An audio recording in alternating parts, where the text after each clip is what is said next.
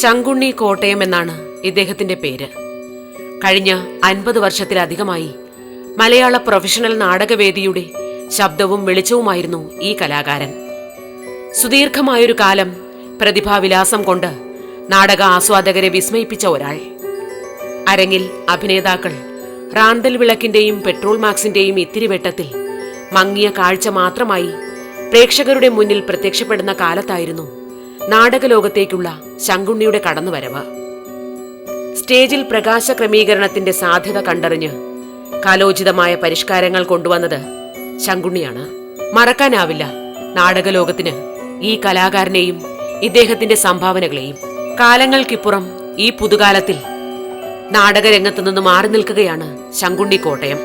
ഞാൻ ഹൈസ്കൂളിലെ വിദ്യാഭ്യാസം കഴിഞ്ഞിട്ട് ഒരു വർഷം പോയി MGTക്ക് പഠിച്ചു. പിന്നെ ഒരു വർഷം ഇലക്ട്രോണിക്കിന് പഠിച്ചു.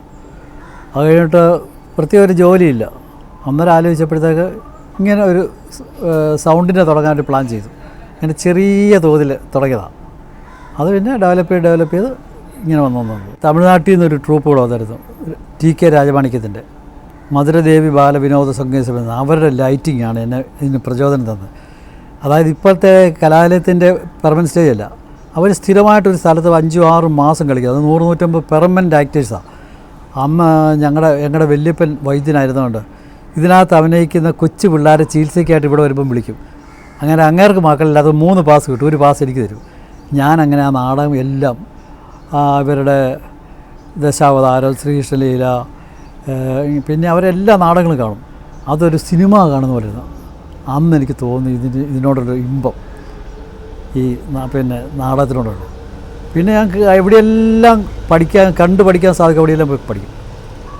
അന്ന് അധികം ട്രൂപ്പുകളൊന്നും ഇല്ല, എന്നാൽ തന്നെ വരുന്നതിൻ്റെയൊക്കെ കണ്ട് പഠിക്കുമായിരുന്നു. വേറെ ഒന്നുമില്ല, ബാക്കിയെല്ലാം എൻ്റെ സ്വന്തം ഇതാണ്. ഞാൻ പിന്നെ ഈ ഇലക്ട്രിക്കലും ഇലക്ട്രോണിക്കും പഠിച്ചതുകൊണ്ട് ഈ സൗണ്ടിൻ്റെ കാര്യത്തിൽ എൻ്റെ ഒരു സാധനം പുറത്തേക്ക് റിപ്പയർ ചെയ്യാൻ റിപ്പയർ ചെയ്യാൻ പറ്റത്തുമില്ല. എൻ്റെ ആംപ്ലിഫയർ എന്ന് പറഞ്ഞാൽ ഞാൻ പ്രത്യേക രീതിയിൽ ഡിസൈൻ ചെയ്തിരിക്കുക. അത് പുറത്ത് എവിടെയും റിപ്പയർ ചെയ്താൽ ടാമ്പർ ചെയ്യാൻ പറ്റില്ല. ആ ആംപ്ലിഫയർ കേട് വരാറില്ല, വന്നെങ്കിൽ പകരം സാധനം അയക്കുകയുള്ളൂ. അങ്ങനെ ഈ രണ്ടും ഞാൻ പഠിച്ചുകൊണ്ട് അതാണ് എനിക്ക് ഏറ്റവും വലിയത്. സാധാരണ മൈക്കാരെല്ലാം പുറത്തുകൂടെ റിപ്പയർ ചെയ്യല്ലേ, ഇല്ല, ഒരു സാധനം റിപ്പയർ ചെയ്യില്ല. ഇപ്പോൾ നമ്മൾ കണ്ട സ്പോട്ട് ലൈറ്റൊക്കെ ഞാൻ തന്നെ ഡിസൈൻ ചെയ്തിട്ട് ഇവിടെ ഉണ്ടാക്കുന്നതാണ്. എൻ്റെ എല്ലാ സാധനവും ഞാൻ ഉണ്ടാക്കാം. ഞാൻ സ്വന്തം ട്രൂപ്പ് തുടങ്ങിയപ്പോൾ സൈക്ലോർമ, ഈ ക്ലൗഡ്സ് മൂവ് ചെയ്യുന്നത്, തീ എത്തുന്നതൊക്കെ അതിൻ്റെ സിസ്റ്റം മുഴുവൻ ഞാൻ ഉണ്ടാക്കിയാണ് പഠിച്ചത്. സെയിൻറ്റ് പോൾ എന്ന് പറഞ്ഞൊരു ബൈബിൾ നാടകം ഇറക്കി. ഈ ബൈബിളിലെ ഒരുപാട് നാടകങ്ങൾ ഞങ്ങൾ ചർച്ച ചെയ്തിട്ട് അതിലേറ്റവും നല്ലതാണ് ഈ പൗലൂസ്, സെയിൻറ്റ് പോൾ. അതിനകത്താണ് ഒരുപാട് സംഗതികൾ ചെയ്യാറുണ്ട്. ഇടിയും മിന്നലും കലാലയം കാണിക്കുന്ന കർട്ടനല്ല, ഇല്ല, ഞങ്ങൾ ഒറിജിനൽ ലൈറ്റേ തന്നെ ലൈറ്റിങ് കാണിക്കും.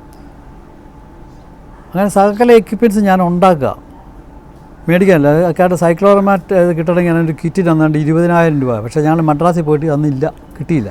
ഞങ്ങൾ തന്നെ ഉണ്ടാക്കുക.